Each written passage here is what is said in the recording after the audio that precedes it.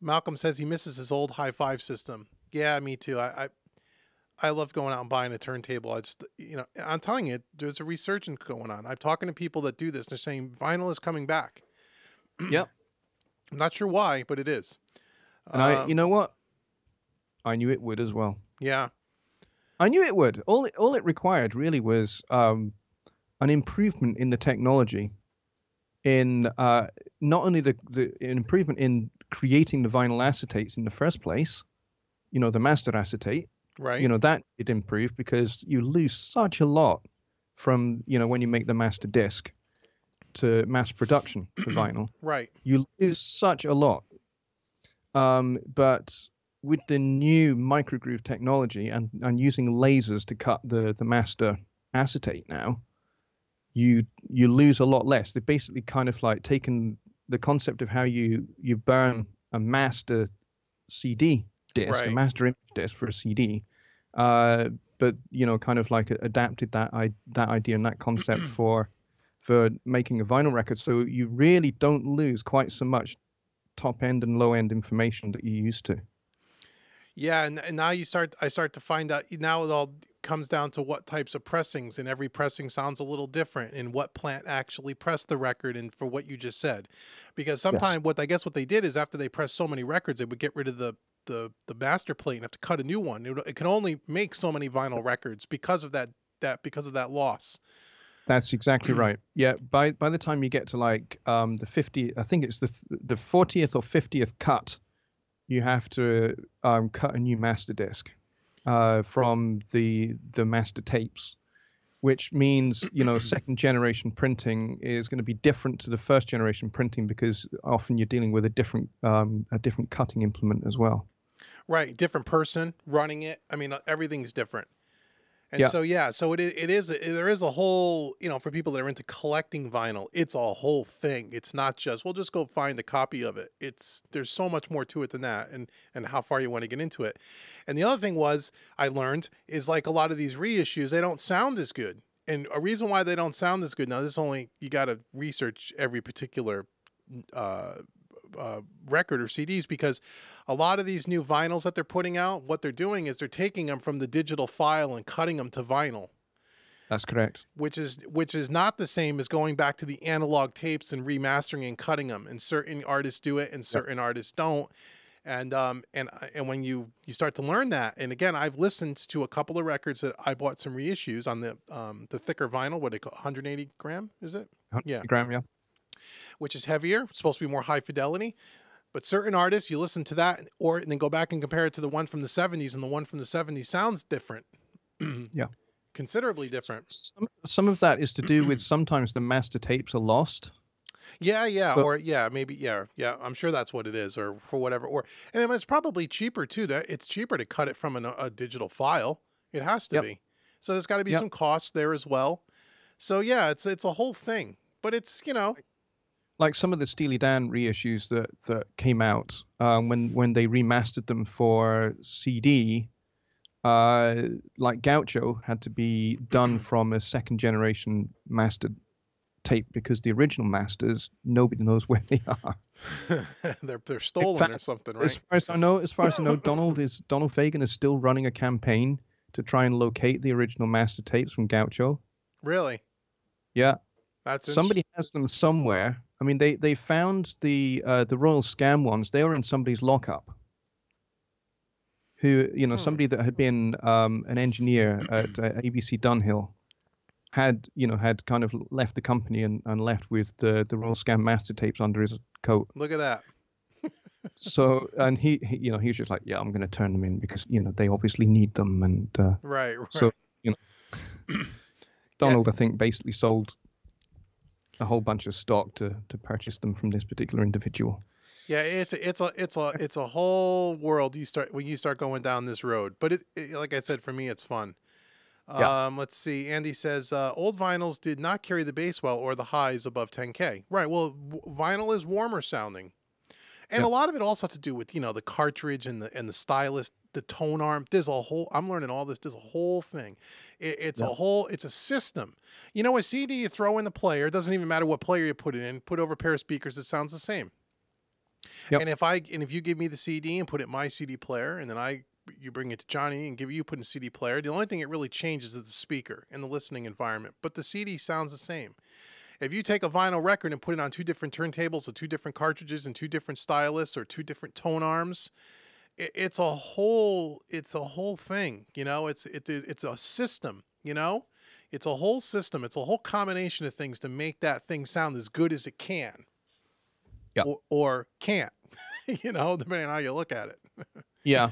I mean, I think the point being, part of the point being made there, and I am, forgive me, I am totally nerding out on this stuff, because I learned this when I was at university doing audio, because we had to do the history of recording. Okay. Going back to like back to the old Edison cartridges. Oh, yeah, yeah. The 1880s, 1890s. So I went to the British Museum, where they have an entire section of the British Museum which is all about, it's called the Royal Library of Sound. And they've got recordings going back to 1885 on wax cylinders. Oh, and wow. so we had to study the whole sort of like development of recording technology right up to the present day. And you know, in the 20s and 30s, when they were cutting let's say the Louis Armstrong Hot 5 records, they couldn't use a bass. They had to use something like a sousaphone or a tuba, because an upright bass, because the sound would go into the floor, it would make the cutting stylus jump, because they would cut live, literally. Oh, right. As they were playing, it was cutting to the disc. Yeah. It was cutting the master disc right there. So It's wild. you know, there was no mixing or anything. You just like turn the mics up to a volume everyone was happy with, and then hit record. Yeah. And that's it. You only get one shot.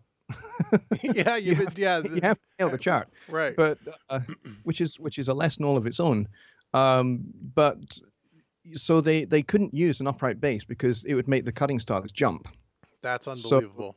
So they had to use something like a tuba that's not going to do that. So a lot of those early 1920s records didn't have an upright bass on it. It was only until 1935, 1936, when electronic microphones, you know, passive transducers were introduced, and therefore that whole issue was taken away. Right. You could actually record to tape rather than to a cutting to lacquer. To a master lacquer. That's awesome. So, there you go. And yeah, so that's cool. That's an awesome lesson. Yeah. Truckster's asking, can you use studio speakers with a turntable? Yeah, I mean, you can use powered speakers or passive if you have a turntable into a power amp. But the thing about studio monitors, and I mean, at least decent ones, they typically have a much more flat response. Yeah. And so hi-fi speakers are the EQ curves are a little different. Yeah. I'm not using studio monitors. I'm using hi-fi speakers. I mean, they're bookshelf, but they're hi-fi speakers by a company called ELAC. Which are you know, they're affordable, but they sound really nice. But yes, the answer is you can. There's nothing wrong with that. You can do it. Yeah. So that's. I still have my my Celestion speakers that were on my old desk. Have you ever seen an old? I have. Yeah, I have seen those. They are fantastic. Those were my reference monitors, because you know, it's just like they sound so good. I mean, they're elderly as anything. I mean, they are 1978 Celestion 15s with the original speaker cones and you know, all of the electronics inside them, passive speakers obviously, but all the original electronics. So I still have 1970s speaker cabling, because I have to. Right. That's awesome.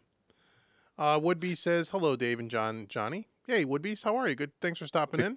Oops, I missed the chat. We got 29 people still here. Cool. Let me scroll up a little bit, make sure I don't miss anybody. Wow, you guys are really chatting it up. This is great.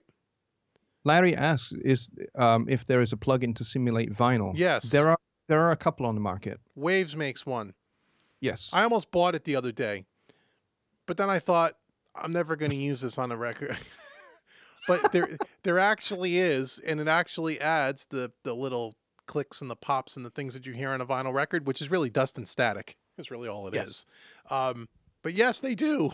You could go demo it. It's called Vinyl, and it's made by Waves. Can you believe it? Seriously? Somebody's actually made a plugin that kind of simulates all the dust and static. The problem is that it'll be algorithmic, so it won't be random. Right, and right, because if you clean the record and then you play it, it's going to sound a little different than if you didn't clean the record, you know. But some of that, a perfectly clean record, the static and the pops and the clicks is really the surface noise is really dust and static. That is No, almost impossible to get off a record completely, no, almost impossible. But that's no. part of the that's part of the nostalgia and part of the joy. I mean, that's part of the sound. It's just like what we say with an analog console. We run everything through a VCC plugin, and Yeah, we're trying to add that little that we're trying to add those non-linearities back into the signal, which is really it's distortion. It's a whole bunch of things that you would think logically you don't want in your audio, and yeah. that's what it is, and that's the same thing. So yeah, Tony says I should get that vinyl plugin. I don't need a vinyl plugin. Watch next week. You'll see me doing a YouTube video on a stupid vinyl plugin. Uh, Bobby Booth says he needs to check out his mother-in-law's records back in the 30s, 40s, and 50s. Well, I've got a Charlie Parker acetate from 1947 that I bought off of eBay, and I don't think the guy that had it knew what he had because it's worth an absolute lot of money. fortune. Now that's It not should vinyl. That's made out of what? Is that made of? Is it shellac? What is it? What is it made of? Shellac, right? Yeah, So it's very brittle, yeah. and you just can't play them on a conventional turntable. You need No. a special cartridge, right? Special cartridge, special needle and playhead. Yeah, and they're very brittle, Yes, like they you could shatter, probably right? you could probably only play it like 3 times. I've played it once, and it blew my mind because I have it's the acetate for A Night in Tunisia with Dizzy Gillespie, and I have that on CD, and I compared the CD remaster to this acetate, and it just totally blew my mind. Yeah, that's awesome, man. To have something. I don't have anything like that. It really should be in the Library of Congress. I'm almost tempted to mail it because I'm just like this is like this is a piece of history. You know, there are probably only 24 of them in the world. Yeah, you got to keep that. Pass it down to your kids. Yeah, But that's give them an exactly what education that they know what it is, so they don't give it away to one of their friends or something. yeah, sell it for extra, Right. school tuck. Right. Robert says the younger people don't know about 8 tracks. That's true. Well, I mean, Yep. it's funny because, just in my lifetime, I mean, I'm in my late 40s. So in my lifetime, we started with records. That's how I learned music. I mean, there was no CDs when I was, in the 80s, but I was already a teenager, and so there was records. I had 8 tracks. Then it went to CD. And then it went to all these different, high fidelity tapes and SDAT, and then it went to MP3s and stuff. And you're right. A lot of younger people today, I have nieces and nephews that are in their teens. They don't know anything other than digital. If it's not on their phone, Yes. they don't even know what the hell I'm talking about. They've never even seen an 8-track, Robert, or saw a real vinyl record. They're like, a record? What's that? Yeah. It's amazing how much it's changed.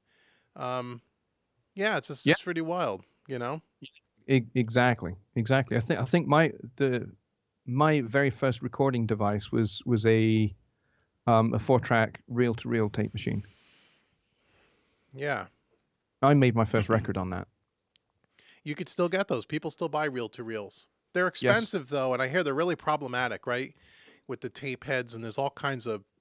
I mean, it's like a studio tape machine. I mean, they're a headache. I mean, you got to really know what you're doing, or be able to hire a technician that knows what they're doing to keep them maintained. A friend of mine called Tim has a Studer tape machine in his studio. He's a mastering engineer, and he masters to his Studer. Yep. And he has wonderful music coming out of his studio. He's horrendously talented, but he is probably one of the most knowledgeable people about the Studer tape machine. Yeah, that's what most of our favorite records were all made on those machines. I mean, yeah, pretty much all the Steely Dan records were cut on Studers. yeah. Yep. Let's see. James says any good turntable with a good magnet and cartridge will do 20 hertz at 20K. You're probably right. Again, I'm still a novice at this, but I've been watching some YouTube channels and stuff because I'm into this now. I mean, you get into some of this high end audio stuff. I mean, where the turntables are 20 and 30 grand, and the cartridges are thousands and thousands of dollars. That there's people out there, man, that spend a fortune on this stuff. And I would bet you're probably right that if you were willing to put up the money, not that you have to put up that much money, but if you're willing to spend more than, a few hundred here and there, if you're looking to spend thousands, I would bet you could get something that could do 20 to 20. You're probably right. You're probably right. I'm not going that far. But yeah, it's Jocko John. I still got my old Yamaha PF 800 turntable and a pile of LPs from the 70s and 80s. I'll have to get it out and set it up after 20 years of storage. Yes, you should do it. I'm telling you that when you do that, you'll be like, it'll be a nostalgia thing. You'll feel like you're a kid again, and you'll hear music a little differently than what you've heard over the last 15 years. And I'm telling you, it helps you when you come back to the console and you start working and mixing.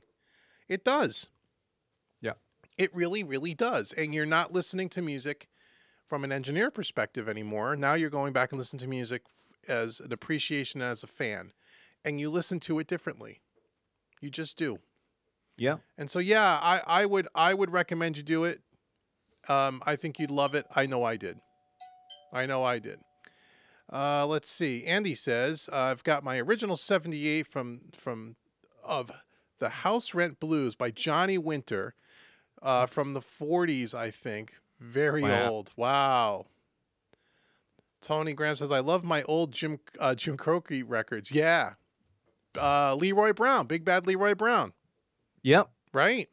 The one and the same, yes. Yes. Let's see. Randall says, Abbey Ode's vinyl can add plenty of clicks and pops and make you feel old. Yeah, that's the plugin. It's called Abbey Road Vinyl. That's what it's called. You're right. And I think the GUI has a picture of like a record spinning on a record player, and you can tweak all the hiss and the pops and the clicks and all that stuff. Yeah. Really cool. James Hall, whose desk is that in the picture on the Facebook DAW group? It fits in the, I think that might be Johnny Gibes. It is Johnny's. Yep. So that's his room. He's got a lot of cool PreSonus stuff in there, man. Oh, he certainly does. Yeah. He's outdone me. Yeah, that's his 24 Studio Live 24 Series 3. Yeah. Short. I have the little baby one. I have the 16. Let's see. Andy says George Thorogood did the remake. Truckster Master of Puppets is remastered. It just might be out on the turntable. Get out a turntable. Yep. Oh yeah, the Metallica record, Master of Puppets is remastered, is just out. Might get a turntable. Yeah, you could get. Now here's the thing.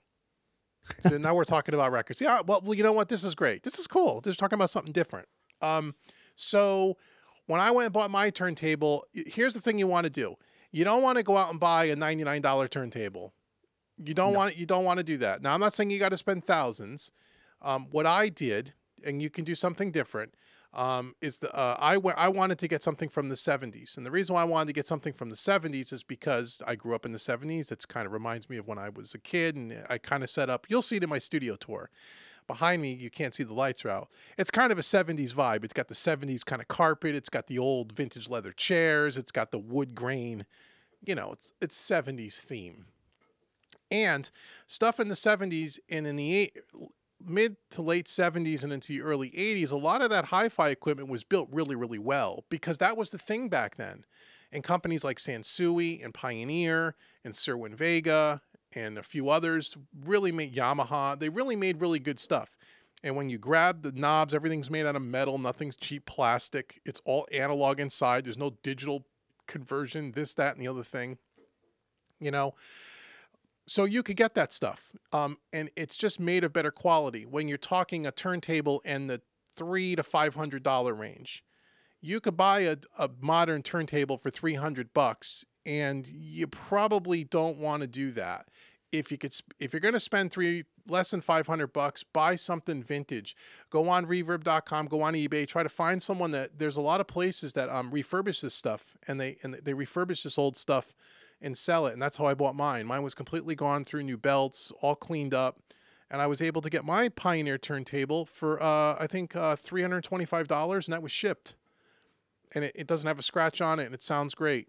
If you want to get a modern day turntable, you're probably looking between $700 and $800 minimum to get something decent, and then it all comes down to the cartridge. Yes. After that, and you can buy. There's all kinds of cartridges, but if you're willing to spend $100-$150 on a decent cartridge, you could get yourself a nice cartridge.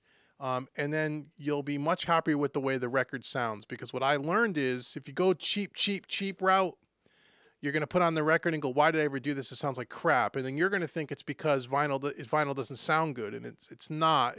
A lot of it has to do with the equipment you pop it through. And so just be aware of that. And if you have any questions, or if you're getting, you can email me. I could tell you what I learned up to this point, because I've done a lot of research on this stuff. To try to save you from spending money that you don't, try to save you from wasting money and then buying things again because you didn't buy it right the first time. If that helps you. Let's see. Assassin says, I moved on so many times, got rid of all my old stuff. Damn. You sold all your records? Then yeah, I did too. But I'm not doing that again. These records are going to go to my daughter. That's how it's going to happen. Yeah, I'm very glad I kept a lot of my stuff from the 70s and 80s. Yeah, most people didn't. You were one of the smart ones. Yeah, I just had an instinct that, a lot of these things kind of, they're cyclical. It's kind of like fashions from the 80s are starting to become vogue again. Yeah. And I don't know why, but I thought most of the 80s was worth really kind of ignoring. But, there are people that hanker after that kind of stuff. There's a big nostalgia market for that kind of stuff from people that are in our age group, in our, age group from, 40 to 48, we're all that age group.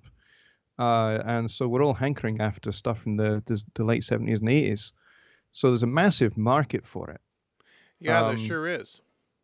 So I'm glad I held on to my stuff. Yeah, you were one of the smart ones. Andy says he's taking off. Have a great New Year. You too, Andy. Happy holidays to you and your family. Be safe, my friends.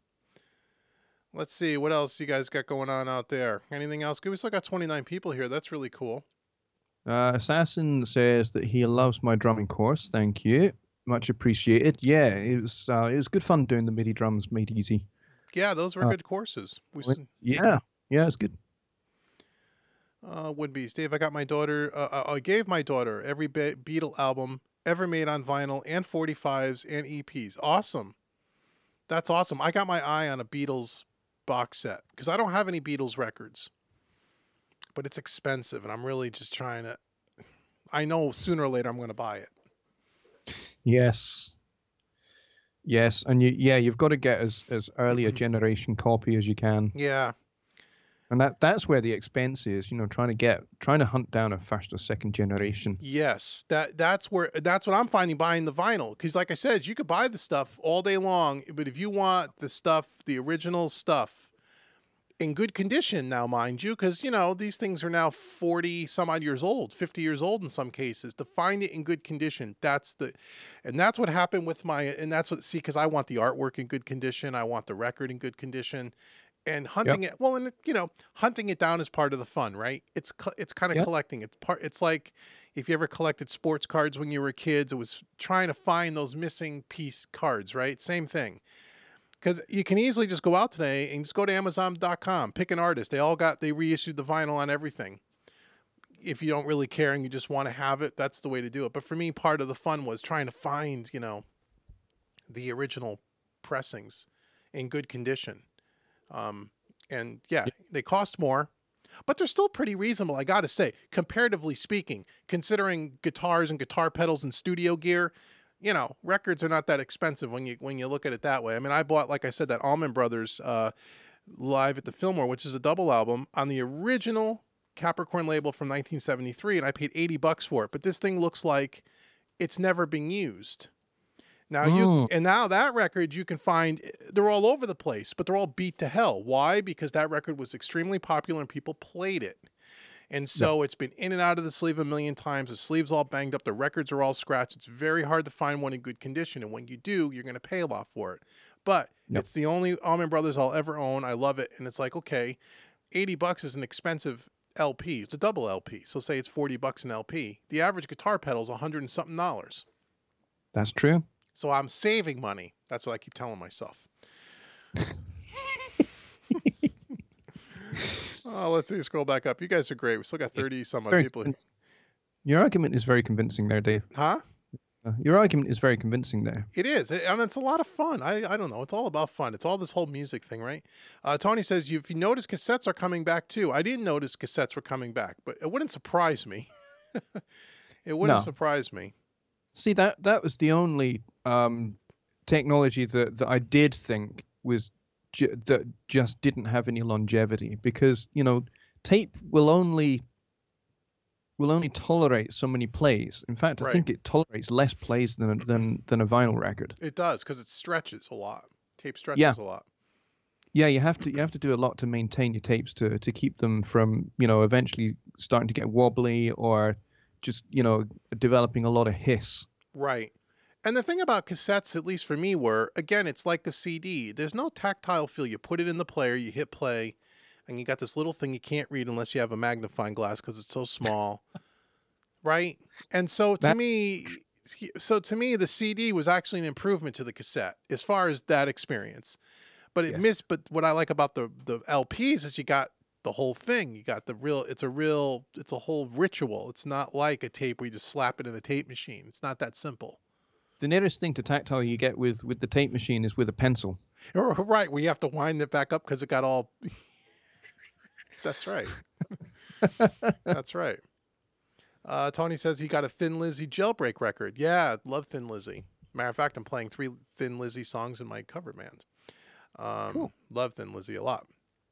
Let's see. James says I have a Soundcraft 800-pound British version that I got from Foghat when I came off tour in storage. You got a Soundcraft. You're talking about a mixing. You're talking about a mixer, right? That's what I'm thinking. Yeah. When he got it from Foghat. Foghat's a great band too. I don't have any Foghat records. I gotta get. There's a couple of really good Foghat records too. That's such a great name for a band. It is, and they were a great band. Woodby says, Dave, with your love of vinyl, will it affect your mixing or mastering? Probably, and probably, like Johnny said earlier, if anything, I think it'll enhance what I'm doing, because you all know my rap about analog style mixing. It's all about trying to achieve the sounds of those old vinyl records, for me, without the Abbey Road clickety-plop plug-in. So, do I think I think it will, because without even realizing it, I'm doing lots of reference. I'm referencing lots. Now I'm listening and I'm hearing lots of reference tracks. I'm listening to music differently now. And so I think that will creep into my mixing, but in a positive way, because I'm already in that analog thing, I don't think I've ever been able to listen to music purely just to listen to music. I don't think I've ever been able to do it, whether as a mix engineer or as a musician. Because I'm always, my brain is always finding something of interest. Like, if I'm listening to somebody like John Coltrane, and the piano player that he had, a guy called McCoy Tyner, one of the greatest piano players ever to have touched a piano, in my opinion. And I just listen to his improvisations, and my mind is constantly going over, how did you find that line to fit that chord change? That's just, and I'm constantly doing that. Or if I'm, if I'm listening to a great record that I'm just thinking, man, that is just beautifully mixed. The EQ curve of that acoustic guitar is just pure perfection. Right. I infuriate my wife because she wants to put something on to listen to. So she'll put someone like Chris Rea on to listen to. Right. And I'm just like, no, can't listen to it. Yeah, I don't have that problem that you're experiencing. I mean, I totally understand how you could be that way, because you can, when you listen to music from a technical thing or a musician. I mean, and you're listening to it as a musician, you listen to it different too. And I have that problem, you know, because you try to learn songs and stuff, and I'm constantly listening to certain things and the way things are played. But I don't see, I'm able to somehow, I don't know how, but somehow I'm able to shut my brain off and listen to it for fun. See, I even did that as a kid. You know, when I was like, you know, 6, 7, 8, 9 years old, I was obsessed with Charlie Parker and John Coltrane. I learned all of their solos so that I could sing them. You know, so I knew their solos note for note. And actually doing that, you know, having that experience of having absolutely no friends whatsoever, and just, you know, my friend was the record player, Right, right. Well, yeah.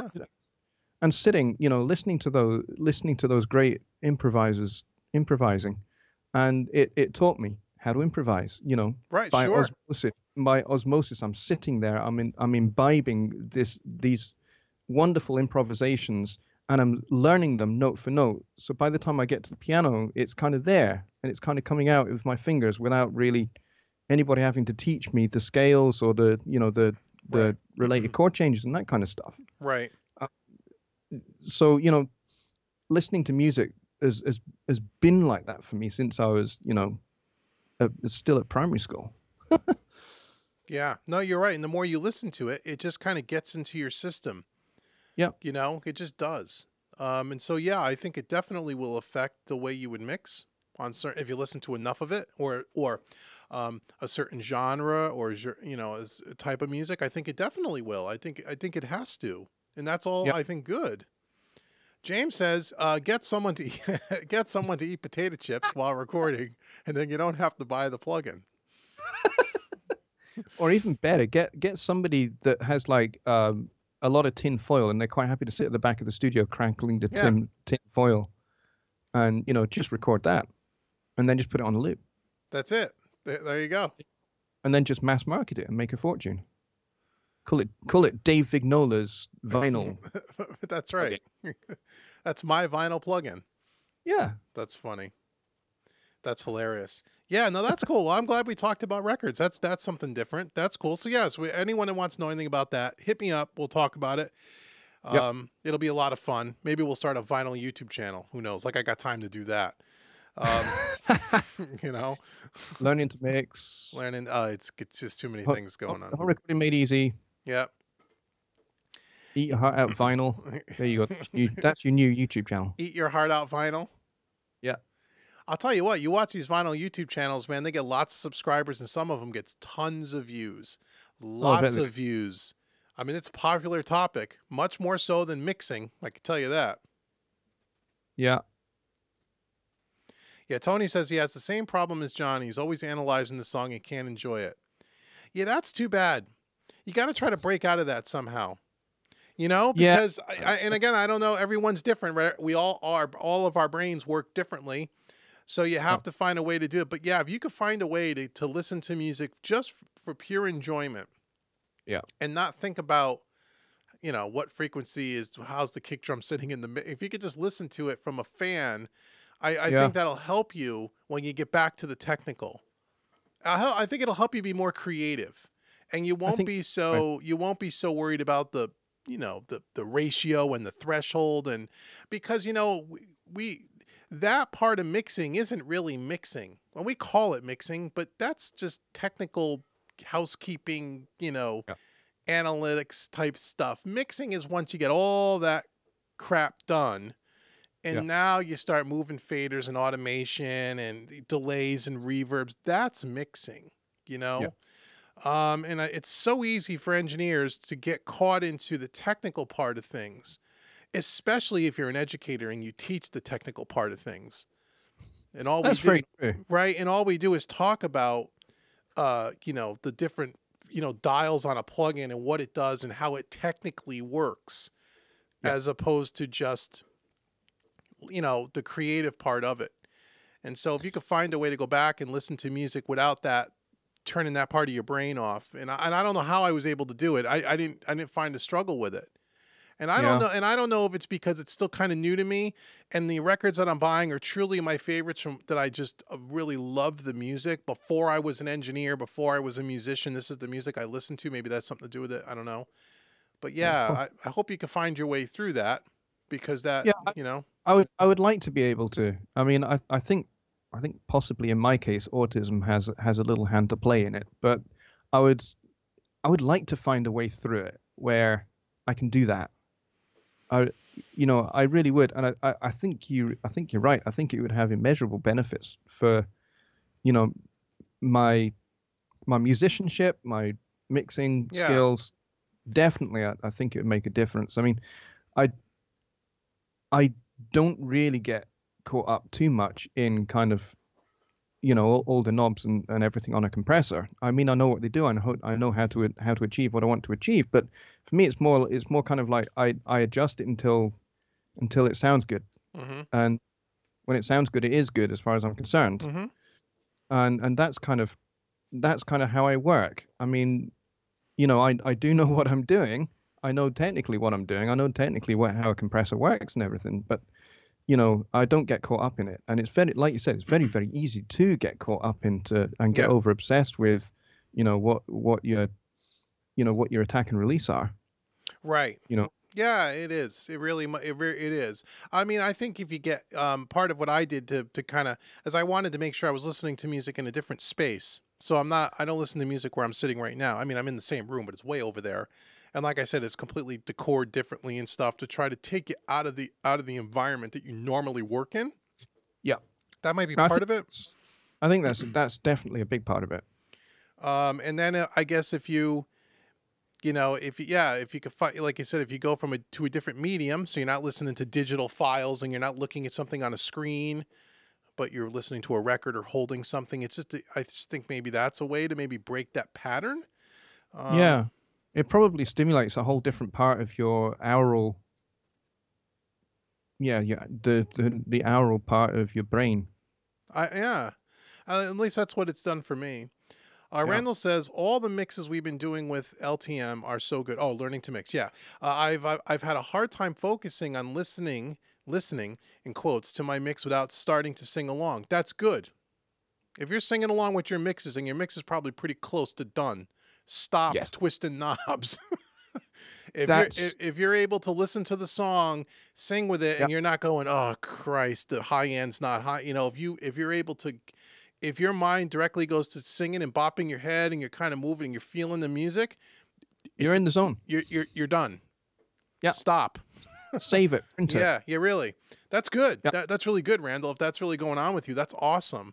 And yeah, the mixes are really good with learning to mix. Yeah, like I said, we've been trying to do a really big diverse style of music, different plugins and stuff. And we're constantly trying to change it up and challenge everybody to do things differently. All the songs have been really good so far. I mean, I'm not, take mine out of the equation. Mine was the first one, but after that, they've been really good songs. Like Yeah, really well recorded, well thought out arrangements. I mean, yeah. as a mix engineer, that's what you want, right? You want something that's well recorded, the song is well crafted, well thought out, good Yep. arrangement. Yeah, I mean that's where we try. We have a minimum standard of what we're willing to try to bring to the group. But yeah, we try to pick good stuff. That has a minimum standard of recording quality. Although there's going to be a point where we're going to do some stuff that's not recorded so well, so you can see how to deal with it. Yeah. Because that's another issue that we as engineers dealing with clients and stuff. Not everyone has great recording techniques. Yeah, And I had to so, do that today actually. yeah, so there you go. So there are some tricks and some things, and to be honest with you, some things you can't fix, and some things you can say, well, that's got to be good enough. And how do we mask that? How do we hide that a little bit? How do we not make that the focus of the mix? Because it's not. There's a craft to that as well, and we will do some of those, Yeah, for like sure. like today's issue, mixing a vocal and having to stack 5 EQs. Oh, yeah, then there's something wrong there. Something wrong there. But yeah, that's something you have to try to. And sometimes, I'm sure you didn't just say, well, I got to stack 5 EQs. You went through a process and ended up with 5 EQs on it to make it sound the way you wanted it to sound. So that process would be interesting for people to see. Yeah, pretty much. It was like, oh, this should be easy to do, but by the time I actually got to, because of the way I mix, I do the vocal last because I want the vocal to shine out. So I process the vocal very differently to everything else in the mix. And it's just like, man, this just isn't working. And it did take having to notch out extremely specific frequencies. And I think I had an EVQ to start with because that's kind of what I like to start with sometimes with a vocal. And I had like 4 PreSonus Pro EQs because I could be Wow. really surgical with that. Yeah. And I had to stack the other. Lovely. But what I ended up with was actually a pretty good vocal. Well, there you go. And sometimes pretty good vocal is all you're going to end up with. And that was it. It was never going to be the kind of vocal that I want, but it was as good as I could possibly get it without, without getting crazy. Yeah. without overdoing it. So Let's- Strat Cat actually immediately says, "Don't need 5 EQs." I say, "Well, yeah, ordinarily I wouldn't. With a good vocal, you're quite right. And actually, with a really good vocal, you don't need any. That's true. You maybe just need a high pass filter and job done. Do you ever use notch EQs for that?" Yes, I did. Each one of those EQs had lots of notches. That's funny.